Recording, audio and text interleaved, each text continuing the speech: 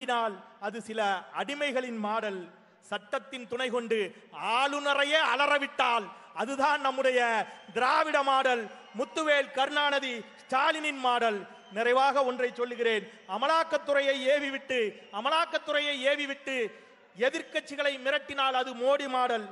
அமலாக்கத்துறை அலுவலகத்திலேயே விடிய விடிய சோதனை நடத்தினால் அதுதான் நம்முடைய மாண்புமிகு முதலமைச்சர் முத்துவேல் கருணாநிதி ஸ்டாலினின் மாடல்.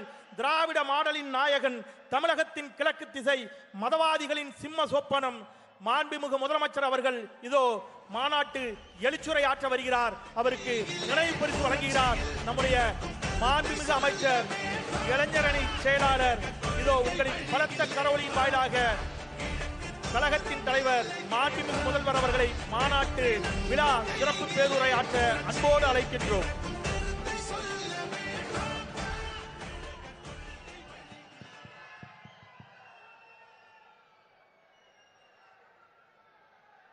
கடல் போல் திரண்டிருக்கும் திராவிட பட்டாளமே,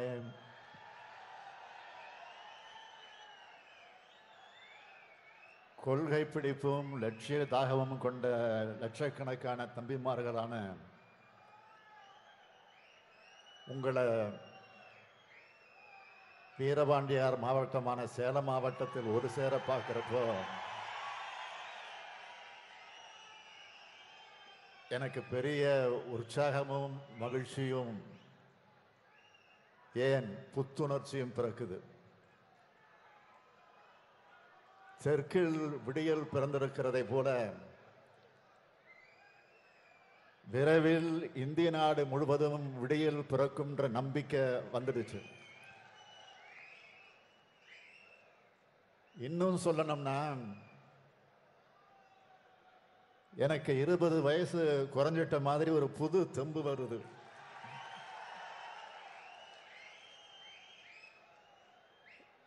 இப்படிப்பட்ட எழுச்சிமிகு ஏற்றமிகு இளைஞரணியின் 2வது மாநாட்டினுடைய தலைவர், என் நெஞ்சமெல்லாம் நிறைந்திருக்கும் கழகத்தின் ஆற்றல் மிகு அடலேறு தம்பி உதயநிதி அவர்களே,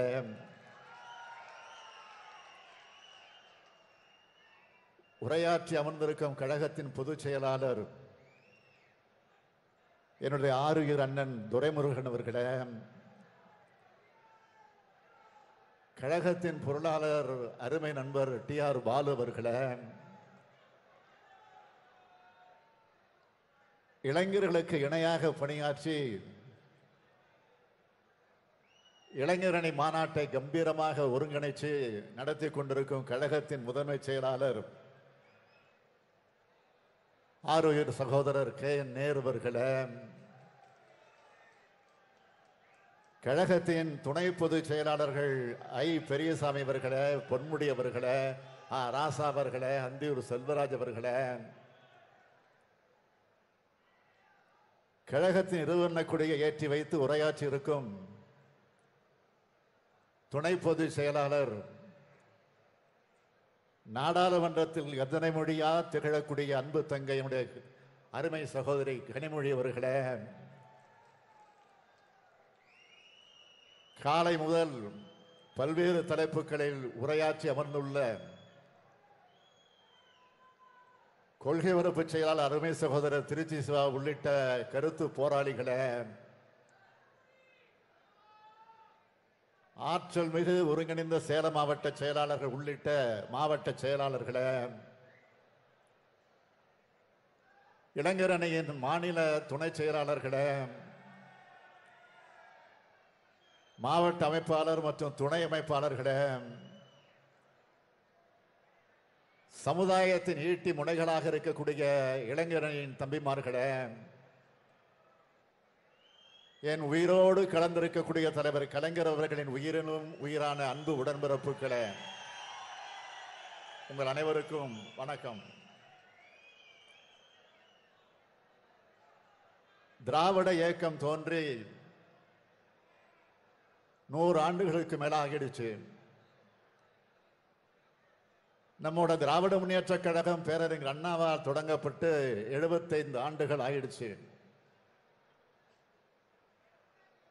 1949 செப்டம்பர் 17 அன்று சென்னை ராபின்சன் பூங்காவில் திரண்டிருந்த அதே கொள்கை உறுதியும் லட்சிய வேட்கையும் லட்சக்கணக்கான இளைஞர்களான உங்ககிட்ட பார்க்கிறப்போ இந்த இயக்கத்தோட தலைவரா மிகுந்த மகிழ்ச்சி அடைகிறேன். அஞ்சா நெஞ்சர்களை அருந்தம்பிகளாக பெறும் பேரு பெற்றேன்னு பேரறிஞர் பெருந்தகை அண்ணா பெருமைப்பட்டது போல நான் பெருமைப்படுகிறேன். இந்த உணர்வை, உற்சாகத்தை, எழுச்சியை ஏற்படுத்தி தந்திருக்கும் இளைஞரணியின் செயலாளர் மாண்புமிகு தம்பி உதயநிதி அவர்களை பாராட்டுகிறேன், வாழ்த்துகிறேன். மகன் தந்தை காற்றும் உதவி இவன் தந்தை எண்ணொற்றான் கொள் எனும் சொல்லுன்னு ஐயன் வள்ளுவர் சொன்னபடி அவருடைய செயல்கள், கழக பணிகள், மக்கள் தொண்டு அமைஞ்சிருக்கு. கழகத்திற்கான பணி, மக்களுக்கான பணி ரெண்டிலும் எனக்கு துணையா மட்டும் இல்ல, துணையாக தம்பி உதயநிதி இருக்கிறார். அந்த உழைப்பை பார்த்து தான் நானும் பொதுச் செயலாளரும் தலைமை கழக நிர்வாகிகளும் மகிழ்ச்சி அடைகிறோம். எனக்கு 30 வயசு இருக்கும்போது தலைவர் கலைஞரும் இனமான பேராசிரியரும் இளைஞரணியை உருவாக்கினாங்க. அவங்க எங்க மேல வச்ச நம்பிக்கையை நாங்க காப்பாத்தின மாதிரி என்னுடைய எதிர்பார்ப்பை பூர்த்தி செஞ்சு வெற்றி கொடி கட்டும் கொள்கைப்படையா இளைஞரணி செயல்பட்டு வர்றத இந்த சேலம் மாநாடு நாட்டுக்கே சொல்லிடுச்சு. எந்த கொம்பனாலும் கழகத்தை வீழ்த்த முடியாது என்ற நம்பிக்கை ஊற்ற மாநாடா இந்த சேலம் இளைஞரணி மாநாடு அமைஞ்சிருக்கு.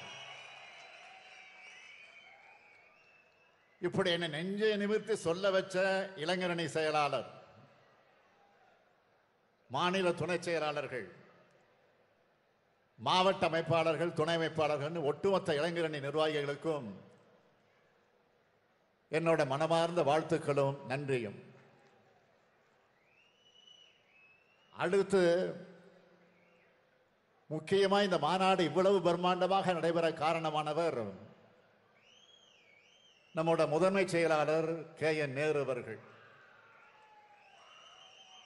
ஒரே வரியில் சொல்ல வேண்டும்னா, மாநாடு என்றால் நேரு, நேரு என்றால் மாநாடு. மாநாடு நடக்கிற இடத்துல நேரு இருப்பார், நேரு இருக்கிற இடத்துல மாநாடு நடக்கும். ஒரு மாநாட்டை எப்படி நடத்தணும்னு எல்லோருக்கும் வழிகாட்டியாக இருக்கிறார். அப்படிப்பட்ட நேரு அவர்களுக்கும் அவரோடு தோல் நின்று பணியாற்றி இருக்கக்கூடிய ஒருங்கிணைந்த சேலம் மாவட்ட கழக செயலாளர்களான ஆற்றல் மிகு ராஜேந்திரன், சிவலிங்கம், செல்வ கணபதி ஆகியோருக்கும் சேலம் மாவட்ட கழகங்களுடைய அனைத்து நிர்வாகிகளுக்கும் தலைமை கழகத்தின் சார்பில் என்னுடைய மனமார்ந்த பாராட்டுக்கள், வாழ்த்துக்கள். இளைஞரணி என் தாய் வீடு. என்னை வளர்த்த, என்னை உருவாக்கிய இடம். நான் இன்று கோடிக்கணக்கான திராவிட முன்னேற்ற கழக தொண்டர்களோட தலைவராக கடமையாற்றி வர்றதுக்கும், தாய் தமிழ்நாட்டோட முதலமைச்சராக பொறுப்பேற்று மக்கள் தொண்டாற்றி வருவதற்கும் அடித்தளமிட்டதே இந்த இளைஞரணி தான். அதனால எனக்கு எப்போதும் தனி பாசமும் உரிமையும் உண்டு. 1980 ஆண்டு ஜூலை 20ஆம் நாள் மதுரை ஜான்சிராணி பூங்காவில இளைஞரணி தொடங்கப்பட்டுச்சு. அன்று முதல் நகரம், கிராமம் எங்கும் கழக கொடியை ஏற்றுவதும் பாசறை கூட்டங்கள் நடத்துவதும் தமிழ்நாட்டை நான் வலம் வந்தேன். மாநாடுகள் நடத்தப்படுகிற பெரும் பேரணிகள் எல்லாம் எங்களுடைய வெண்சீருடைய அணிவகுப்பால பலரையும் அண்ணாந்து பார்க்க வச்சது. போராட்ட களங்களில் இளைஞர்கள் அதிகமாக பங்கெடுத்தாங்க. தேர்தல் பரப்புரைகளில் இளைஞர்கள் சுற்றி சுழன்று பணியாற்றினாங்க. 1980 ஆண்டு முதல் கட்சிக்குள் புது ரத்தம் பாய்ச்சியது இளைஞரணி. உழைப்பு உழைப்பு உழைப்பு. தலைவர் கலைஞர் அவர்கள் என்னை பாராட்டினார்னா அந்த உழைப்புக்கு இளைஞரணி தம்பிமார்கள் என்னை உற்சாகம் ஊட்டிக்கிட்டே இருப்பாங்க. எப்பவும் நான் சுறுசுறுப்பா இயங்க இன்னொரு முக்கிய காரணம், என்னை சுத்தி இளைஞர்களே இருந்தாங்க. இளைஞர்களால் உருவான போர்க்கருவிதான் இந்த ஸ்டாலின். நான் மட்டும் இல்ல, ஏராளமான தளபதிகளை உருவாக்கின ஈடு இணையற்ற அணிதான் இளைஞரணி.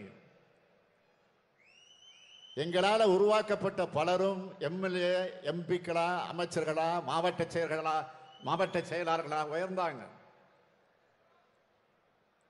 நாளை அத்தகைய பொறுப்புகளுக்கு நீங்கள் வரலாம், வருவீங்கள.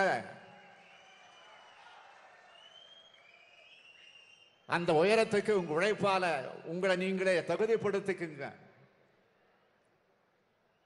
இளைஞரணி தம்பிமார்களே, நான் உங்களுக்கு அறிமுகம் செய்ய விரும்புகிற கொள்கை உணவு எது தெரியுமா? பல்லாயிரம் ஆண்டு வரலாற்றை கொண்ட நம்முடைய தமிழினத்தின் வரலாற்றை தெரிஞ்சுக்குங்க. நூற்றாண்டு வரலாற்றை கொண்ட திராவிட இயக்கத்தின் கொள்கையும் அதுக்காக போராடின தலைவர்களின் வரலாற்றையும் முழுமையா தெரிஞ்சுக்குங்க. திராவிட முன்னேற்ற கழகம் 6வது முறையா ஆட்சியில் இருக்கு. ஒவ்வொரு முறை ஆட்சியில் இருந்த போது இந்த தாய் தமிழ்நாட்டுக்கு செஞ்சு கொடுத்த சாதனைகள், தீட்டிய திட்டங்களை தெரிஞ்சு வச்சுக்குங்க. அப்பதான் இந்த நவீன தமிழ்நாட்டை உருவாக்கி கொடுத்த சிற்பி நம்ம தமிழின தலைவர் கலைஞர்னு உங்களுக்கு புரியும். அது மட்டுமல்ல, தமிழினத்துக்கு எதிரான நாசகார சக்திகள் இதுவரை எந்த வகையிலெல்லாம் நம்ம தமிழினத்தோட மொழியையும் பண்பாட்டையும் நாசம் செஞ்சதுன்னு உங்களுக்கு புரியும். கொள்கை உணவுதான் கொள்கை உணர்வூட்டும், உங்களை செழுமைப்படுத்தும். உங்கள் மூலமா கழகத்தை, தமிழ்நாட்டை வளர்க்கும். இன்றைக்கு காலை முதல் துணை பொதுச் செயலாளர் ராசா உள்ளிட்ட பலரும் பல்வேறு தலைப்புகள்ல பேசினாங்க. இந்த தலைப்புகள் தான் உங்களுக்கு பாட புத்தகங்கள். இந்த தலைப்புகள் கொண்ட புத்தகத்தை அந்த பேச்சாளர்கள் கொண்டு எழுத வைங்க. உதயநிதி உங்களுக்கு அதை உருவாக்கி தருவார். ஏன்னா ஒரு காலத்தில் கழக மாநாடுகள் 4 நாட்கள் நடக்கும், 3 நாட்கள் நடக்கும். அப்ப எல்லாத்தையும் விரிவா பேச முடியும். ஆனா இப்போ ஒரு நாள் மாநாடு ஆயிடுச்சு. இன்னும் சொன்னா ஒரு காலத்துல மாநாடு நடத்தினா மட்டும்தான் இதெல்லாம் சொல்ல முடியும். ஆனா இப்ப மாநாடு நடத்த சொல்ல வேண்டியதை வீடியோ எடுத்து கழக அமைப்புகளின் சார்பில் சமூக ஊடகங்களில் பதிவிட்டா ஒரே நேரத்தில் லட்சக்கணக்கானவங்களுக்கு போய் சேரக்கூடிய அளவுக்கு நவீன தொழில்நுட்பம் வளர்ந்துருச்சு. அப்படிப்பட்ட தொழில்நுட்பத்தை பயன்படுத்தி நம்மோட கொள்கை பரப்புரைய தொய்வில்லாம நீங்க செய்யணும். கொள்கை உரம்தான் உங்களுக்கு உரம். கொள்கை உரம்தான் கழகத்திற்கான உரம். 75 ஆண்டுகளாக என் கழகம் இன்னைக்கும் கம்பீரமா நிக்குதுன்னா அதுக்கு நம்ம கொள்கை உரம்தான் காரணம். சமூக நீதி, சமத்துவம், சுயமரியாதை, சகோதரத்துவம், மாநில உரிமைகள், மொழிப்பற்று, இனப்பற்று, பெண் உரிமை, ஒடுக்கப்பட்டோர் நலன், எல்லோருக்கும் எல்லாம் என்கிற அடித்தளத்தில் உருவாக்கப்பட்டதுதான் திராவிட முன்னேற்ற கழகம். ஒரு சீர்திருத்த இயக்கத்தின் கையில் ஆட்சி நடத்த வாய்ப்பு வருமானால் என்னென்ன செய்ய முடியுமோ அவை அத்தனையும் செஞ்சு காட்டி இருக்கோம். தமிழ்நாட்டோட வளத்துக்கும் நலத்துக்கும் காரணமானவர்கள் நாம். இதுக்கு இப்போ ஆபத்து வந்திருக்கு. அந்த ஆபத்தை உணர்ந்து தடுக்கிறதுக்காகத்தான் இளைஞரணி மாநாட்டையே மாநில உரிமை மீட்பு மாநாடா நாம ஏற்பாடு செஞ்சிருக்கோம். நாம பெயர் சூட்டின நம்மோட தமிழ் நிலத்துக்கு ஆபத்து இப்ப வந்திருக்கு. மொழியை அழிச்சு, தமிழ் பண்பாட்டை அழிச்சு, மாநில மதிப்பு அழிச்சு, அதன் மூலம் தமிழினத்தை அழிச்சு நம்மளை அடையாளமற்றவர்களாக ஆக்க பாசிச பாஜக திட்டமிட்டு இருக்கு. இன்னொரு பக்கம் 10 ஆண்டு கால தமிழ்நாட்டை எல்லா வகையிலும் பாழ்படுத்திய கட்சி அதிமுக. அவங்க அழிவு வீரர்கள் அனைத்தையும் மக்கள் மறந்திருப்பாங்கன்னு நினைக்கிறார் பழனிசாமி. இப்ப அவங்க ஆடுற உள்ளே வெளியே ஆட்டம் பாஜக போட்டு கொடுத்த நாடகம். பழனிசாமியோட பகல் விஷயத்தை அதிமுக தொண்டர்களே நம்ப தயாராக இல்லை. அதுதான் உண்மை. பாஜக அதிமுக இவங்க 2 பேரோட படுபாதக செயல்களை தடுக்கிறது தான் நம் முன்னால இருக்கக்கூடிய முக்கிய கடமை. மாநில சுயாட்சி கோரிக்கையை பொறுத்தவரை இந்திய அரசியலமைப்பு சட்டம் திருத்தி அமைக்கப்பட வேண்டும் என்பது திராவிட முன்னேற்ற கழகம் தொடர்ந்து வலியுறுத்தி வரக்கூடிய கோரிக்கை. மாநிலங்களுக்கு போதுமான அதிகாரங்களை வழங்கிட்டு நாட்டின் ஒருமைப்பாட்டையும் ஒற்றுமையையும் பாதுகாக்கிறதுக்கு எவ்வளவு அதிகாரங்கள் தேவையோ அது மட்டும் ஒன்றிய அரசு வச்சுக்கிட்டா போதும். இதுக்காகத்தான் தலைவர் கலைஞர் ராசமன்னார் குழுவை 1969ஆம் ஆண்டு அமைச்சார். அந்த குழுவின் அறிக்கையை பெற்று தமிழ்நாடு சட்டமன்றத்திலே விவாதித்து தீர்மானமாக நிறைவேற்றினார். மாநிலத்தில் சுயாட்சி, மத்தியில் கூட்டாட்சிங்கிறது கலைஞர் நமக்கு கற்றுக் கொடுத்த முழக்கம். நடைபெற இருக்கிற நாடாளுமன்ற தேர்தல் வெற்றிக்கு பிறகு அந்த முழக்கம் இந்தியாவின் முழக்கமா மாறப்போகுது. அமைய இருக்கிற இந்தியா கூட்டணி ஆட்சியானது மாநில உரிமைகளை வழங்குகிற சிறப்பான அரசியலமைப்பு சட்டத்தை உருவாக்கி தரக்கூடிய முயற்சிகளை கவனம் செலுத்தும். திமுக அரசை மட்டும் மனசில் வச்சுக்கிட்டு மாநில உரிமைகள் நான் சொல்லல. மாநிலங்களை ஆளக்கூடிய காங்கிரஸ், கம்யூனிஸ்ட், திரிணாமுல் காங்கிரஸ், சமாஜ்வாதி, ராஷ்டிரிய ஜனதா தளம்னு எந்த கட்சியாக இருந்தாலும், ஏன் பாஜக ஆட்சி செய்கிற மாநிலங்களுக்கும் மாநில சுயாட்சி வேணும்னு தான் எல்லா மாநிலங்களுக்குமான உரிமையை நாங்க கேட்கிறோம். இது இங்க மட்டும் இல்ல. அண்மையில ஒன்றிய பிரதமர் திருச்சிக்கு வந்தப்போ அவரை மேடையில வச்சுக்கிட்டே சொன்னவன் இந்த ஸ்டாலின். இன்னைக்கு பிரதமராக இருக்கிற அவர் ஒரு காலத்தில் ஒரு மாநிலத்துடைய முதலமைச்சராக இருந்தவர் தான். ஆனா இன்னைக்கு மாநிலங்கள் மொத்தமா ஒழிச்சு கட்டுற முயற்சியை தான் பிரதமர் வந்ததிலிருந்து மோடி அவர்கள் செஞ்சுக்கிட்டு இருக்கார். மாநில அதிகாரத்துக்கு உட்பட்டவைகளுக்கு ஒன்றிய பாஜக அரசு சட்டங்கள் ஏற்றது. எந்த சட்டத்தை கொண்டு வந்தாலும் மாநில அரசுகிட்ட ஆலோசனை செய்கிறது இல்ல. எதுக்கும் மாநில முதலமைச்சர்களோட ஆலோசனை கேட்கறது இல்ல. புதிய கல்விக் கொள்கை, நீட், ஜிஎஸ்டி இப்படி மாநிலங்களோட கல்வி நிதி அதிகாரத்தை முற்றிலுமா பறிச்சுட்டாங்க. ஒன்றிய அரசுக்கு பணம் தர ஏடிஎமாக மாநிலங்களை மாத்திட்டாங்க. மிகப்பெரிய இயற்கை பேரிடர் காலத்தில் கூட நமக்காக உதவி செய்யறது இல்லை. பேசுனாங்கள சமீபத்தில் வந்த பேரிடருக்கு 37,000 கோடி ரூபாய் பணம் கேட்டிருக்கோம். ஆனா இதுவரைக்கும் ஒரு பைசா வரல. பிரதமர் வந்தார், தருவேன்னார். நிதியமைச்சர் வந்தார், தருவேன்னார். பாதுகாப்புத்துறை அமைச்சர் வந்தார், தருவேன்னார். உள்துறை அமைச்சரை நம்ம டிஆர் பாலு அவர்கள் தலைமையில எம்பிக்கள் எல்லாம் பார்த்தப்போ அவரும் தருவேன்னாரு. ஆனா இப்ப வரைக்கும் ஒண்ணு வரல. இவங்க என்ன நினைக்கிறாங்கன்னா, சும்மா திருக்குறளை சொன்னா போதும், பொங்கலை கொண்டாடினா போதும், அயோத்தியில கோயில் கட்டினா போதும், தமிழ்நாட்டு மக்கள் ஓட்டு போடுவாங்கன்னு ஏமாத்த நினைக்கிறாங்க. அவங்க நம்மளை இன்னும் புரிஞ்சிக்கல. இது பெரியார் மண், பேரறிஞர் அண்ணாவின் மண், தலைவர் கலைஞரின் மண். மாண்புமிகு நரேந்திர மோடி அவர்கள் 2 முறை பிரதமராக இருக்கிறார். 2 முறையும் தமிழ்நாட்டு மக்கள் அவரை பிரதமராக வாக்களிக்கல. இந்த முறை நிச்சயம் வாக்களிக்க போறது இல்ல. இந்த முறை தமிழ்நாட்டை போலவே இந்தியாவும் செயல்பட போகுது. ஒன்றியத்தில் ஆட்சி இருக்கிறதால என்ன செய்யறாங்க?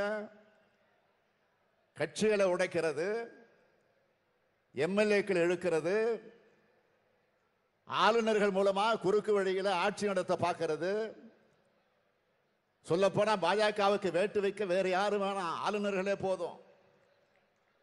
அவங்க அந்த காரியத்தை சிறப்பாக செஞ்சு முடிச்சிடுவாங்க. நாம உருவாக்கி இருக்கக்கூடிய இந்தியா கூட்டணி அமைக்கும் ஆட்சி ஒற்றை கட்சி ஆட்சியா இருக்காது, சர்வாதிகார ஆட்சியா இருக்காது, கூட்டாட்சியாக இருக்கும். மாநிலங்களை மதிக்கிற ஆட்சியாக இருக்கும்.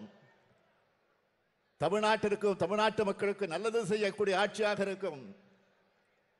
இந்தியாவை அனைத்து வகையிலும் முன்னேறக்கூடிய ஆட்சியாக இருக்கும். அதுக்கான பணி நம்மை நோக்கி வந்து கொண்டிருக்கிறது. தேர்தல் பணி தொடக்கமா? சேலம் மாநாட்டுக்கு முன்பே 3 குழுக்கள் அமைச்சிட்டோம்.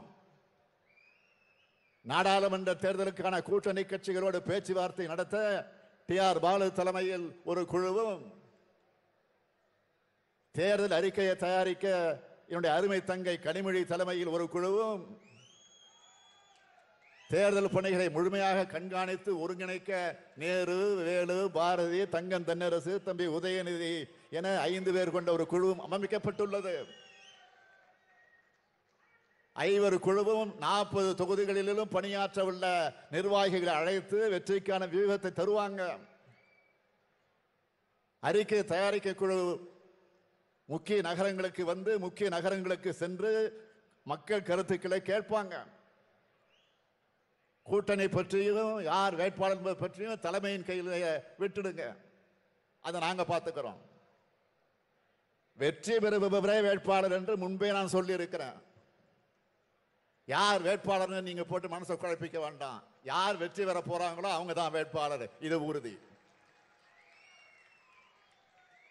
பல்லாயிரக்கணக்கான வாக்குச்சாவடி முகவர்கள் இருக்கிறார்கள், லட்சக்கணக்கான நிர்வாகிகள் இருக்கிறார்கள், கோடிக்கணக்கான உடன்பிறப்புகள் இருக்கிறார்கள். 40 நமதே, நாடு நமதே என நாளை முதல் புறப்படுங்கள். வருகின்ற 3 மாத காலம் நீங்கள் உழைக்கும் உழைப்பில் தான் இந்தியாவினுடைய அடுத்த 5 ஆண்டு எதிர்காலம் அடங்கியிருக்கு. உங்கள் உழைப்பை முழுமையாக வழங்குங்கள். நம் அனைவரின் ஒற்றை நோக்கம் இந்தியா கூட்டணியை வெல்ல வைப்பது, இந்தியாவை வெல்வது. இதுதான் சேலம் மண்ணில் நின்று இந்த நாட்டுக்கு நாம் சொல்லும் செய்தி. என் உயிரினும் மேலான இளைஞரணி தம்பிமார்களே, உதயநிதி மட்டுமல்ல, நீங்கள் அனைவருமே என்னுடைய மகன்தான். உங்கள் ஒவ்வொருவரையும் என் மகனாக, கழகத்தின் கொள்கை வாரிசுகளாகத்தான் பார்க்கிறேன். உங்கள் அனைவரையும் இங்கிருந்தபடியே அரவணைத்து அணைத்துக் கொள்கிறேன். உங்களால் நான் இப்போது 1,00,000 பேரின் சக்தியை பெற்றுவிட்டேன். சேலத்தில் சூளுரைப்போம், சேர்ந்து எழுவோம், இந்தியா கூட்டணி வெல்லட்டும், அதனை காலம் சொல்லட்டும். நாடும் நமதே, 40 நமதே. நன்றி வணக்கம் என்று சொல்வதற்கு முன்னால் உங்களுக்கு அன்பான வேண்டுகோள், வாகனங்களில் செல்லக்கூடியவர்கள் பொறுமையாக, மெதுவாக, அமைதியாக, அவசரமில்லாமல் பத்திரமாக அவர்கள் ஊர்களுக்கு, அவர்கள் வீடுகளுக்கு போய் சேர வேண்டும். இந்த செய்தி நாளை காலை எங்களுக்கு வந்து கிடைக்க வேண்டும். அதைத்தான் உங்கள் கால் பணிந்து பணிவோடு கேட்டு விடைபெறுகிறேன். நன்றி, வணக்கம். சமூக நீதியின் அடையாளம் நம் மாண்புமிகு தமிழ்நாடு முதலமைச்சர் அவர்களுக்கும் கழக தலைவராகிய உங்களுக்கு மனமார்ந்த நன்றியினை தெரிவித்துக் கொள்கிறோம். வரலாற்றில் இடம்பெற்ற இந்த மாபெரும் மாநாட்டில் சேலம் கிழக்கு மாவட்ட அமைப்பாளர் மதிப்பிற்குரிய திரு வீரபாண்டி பிரபு அவர்களை நன்றி உரையாற்ற அன்புடன் அழைக்கிறோம். நம் கழகத்தின் இளைஞரணியின் 2வது மாநில மாநாட்டினை சேலம் மாவட்டத்தில் எழுச்சியோடு நடைபெற வாய்ப்பளித்த எங்கள் குடும்பத் தலைவர், கழகத் தலைவர், தமிழ்நாடு முதல்வர் மாண்புமிகு தளபதியார் அவர்களுக்கும், என் அன்பிற்குரிய அண்ணன் கழக இளைஞரணியின் மாநில செயலாளர், தமிழ்நாடு இளைஞர் நலன் மற்றும் விளையாட்டு மேம்பாட்டுத்துறை அமைச்சர் மாண்புமிகு சின்னவர் அவர்களுக்கும், சேலம் கிழக்கு மாவட்ட கழக இளைஞரணி சார்பில் நன்றியினை தெரிவித்துக் கொள்கிறேன்.